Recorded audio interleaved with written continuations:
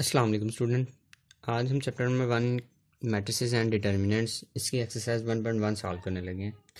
इसका फर्स्ट वाला क्वेश्चन है find the order of the following matrices के जो हमें गिवन मैट्रिसेस दिए हुए हैं इनका आपने ऑर्डर फाइंड करना है। तो डेफिनेशन आपने पढ़ी थी कि ऑर्डर आप कैसे कैलकुलेट करते हैं।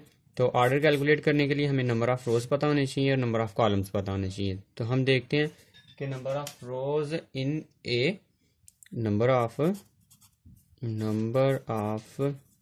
रोज इन ए के अंदर देखते हैं नंबर ऑफ रोज कितनी है। तो नंबर ऑफ रोज ये देखें, ये 1 और ये 2, ठीक है। 2 रोज हैं इसके अंदर, हमने राइट कर लिया 2 रोज। उसके बाद हम देखेंगे नंबर ऑफ कॉलम्स इन ए कि ए के अंदर कॉलम्स कितने हैं। तो कॉलम देखें, ये जो है हर वर्टिकली जो वेज में एंट्रीज होती हैं वो आपके कॉलम्स होते हैं 1 कॉलम एंड 2 कॉलम। तो आपके पास कितने कॉलम हो जाएंगे 2। तो आप लिखेंगे then order of A is equal to 2 number of rows first पे राइट करनी है बाय, और नंबर ऑफ कॉलम्स सेकंड पे आपने राइट करनी है। इस तरह से प्रॉपर वे में आपने इसको नोटबुक के ऊपर भी करना है। उसके बाद बी पार्ट है, बी इज इक्वल टू 2305। इसमें भी देखेंगे number of rows in B is 2, इसमें 2 रोज हैं, और number of columns in B वो भी कितनी है 2 है। तो आप लिखेंगे hence order of B is equal to 2 by 2। अब प्रॉपर वे में आपने इस तरह पहले नंबर ऑफ रोज लिखनी है और उसके बाद नंबर ऑफ कॉलम्स लिखने हैं। इसी तरह से सारे क्वेश्चंस आपने सॉल्व करने हैं। मैं इनका सिर्फ ऑर्डर लिखने हूँ। इसका ऑर्डर क्या आएगा, order of C is equal to, इसमें कितनी रोज हैं 1 रो, तो आपने इधर 1 बाय, आगे कॉलम कितने हैं 1 एंड 2 कॉलम है, तो इधर राइट कर लेना 2। इसी तरह से आपके पास जो मैट्रिक्स डी है इसका ऑर्डर क्या है, ऐसे लिखेंगे order of D is equal to, इसमें नंबर ऑफ रोज कितनी है 1 2 3, नंबर ऑफ रोज 3 है इसके अंदर, तो राइट कर लेंगे 3। उसके बाद लिखेंगे बाय, और उसके बाद लिखेंगे नंबर ऑफ कॉलम्स कितने हैं 1, ठीक है। तो इसका ऑर्डर आ जाएगा 3/1। उसके बाद नेक्स्ट क्वेश्चन है, मैट्रिसेस दिए हैं उसके बाद कि E is equal to ABCDE। तो ऑर्डर ऑफ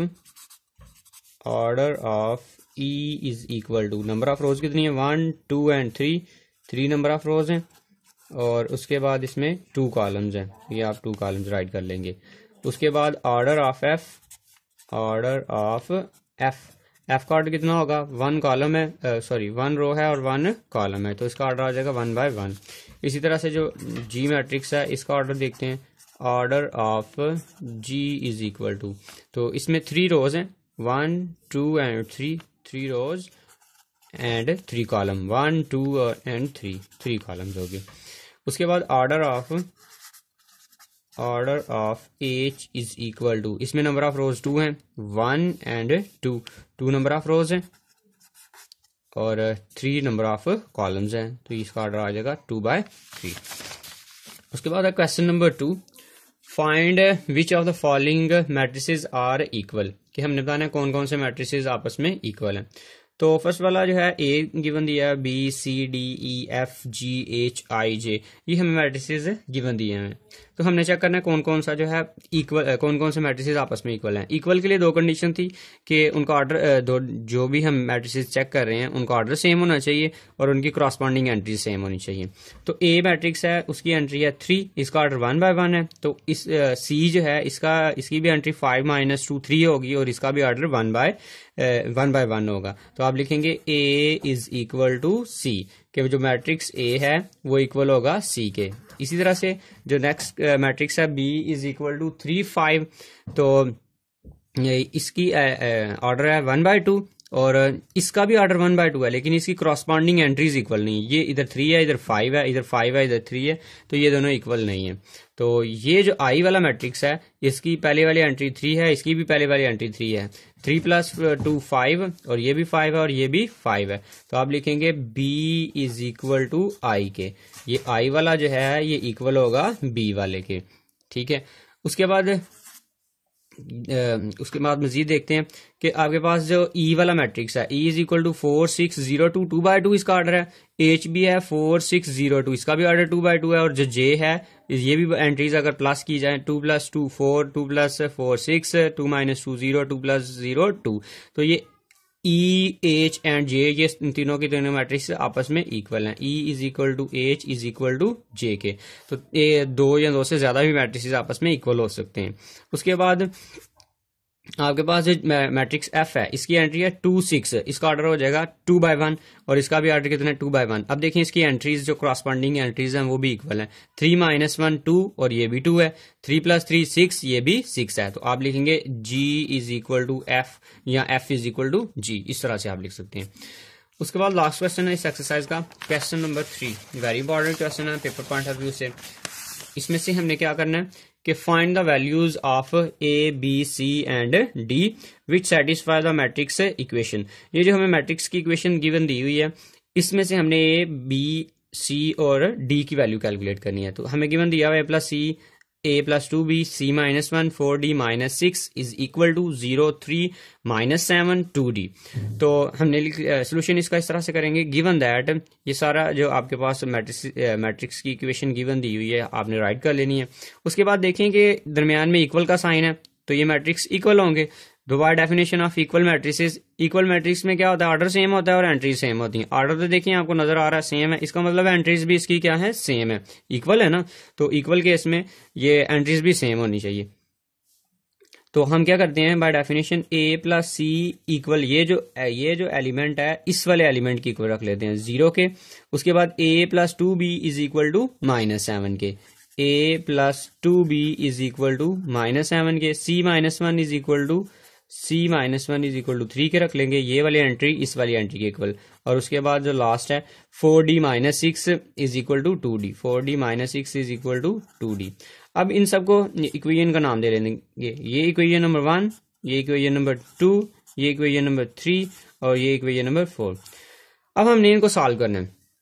तो तरतीब तो ये है कि फर्स्ट सॉल्व की जाए, सेकंड, थर्ड और फोर्थ, लेकिन हम फर्स्ट को सॉल्व नहीं कर सकते। फर्स्ट को सॉल्व क्यों नहीं किया जा सकता, क्योंकि आपके पास ए भी अननोन है, सी भी अननोन है, तो दो अननोन जो है एक इक्वेशन के अंदर फाइंड नहीं होते, पहले हमें एक फाइंड करना पड़ता है।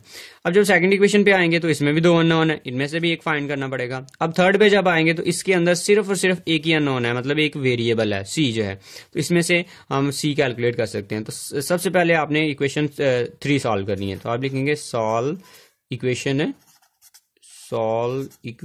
3। हम क्या करने लगे, इक्वेशन 3 को सॉल्व करने लगे। तो इक्वेशन 3 आपके पास है c - 1 इज इक्वल टू 3, तो ये -1 है, इस साइड पे आगे क्या आ जाएगा +1, c is equal to 3 + 1 is equal to 4। तो आपके पास c आपने कैलकुलेट कर लिया, वो आ गया 4। उसके बाद इक्वेशन नंबर 4 सॉल्व कर लेते हैं। सॉल्व इक्वेशन 4, इक्वेशन 4 को हम सॉल्व करने लगे हैं। तो इक्वेशन 4 में क्या हमें गिवन दिया है, 4d - 6 is equal to 2d। 4d ये +2 है, +2d है, इस साइड पे आगे हो जाएगा -2d और उधर कुछ भी नहीं बचा, 0 बचेगा। और ये -6 है, इस साइड पे आगे आ जाएगा +6। 4d में से 2d निकालें तो कितना आंसर आ जाता है 2d, और 0 + 6 इज इक्वल टू 6, तो d इज इक्वल टू 6। 2 इधर मल्टीप्लाई हो रहा है, इस साइड पे आके डिवाइड हो जाएगा। और कटिंग करवाएं, 2 1 ज़ा 2 2 2 1 ज़ा 2 2 3 ज़ा 6, तो d का आंसर कितना आ गया 3।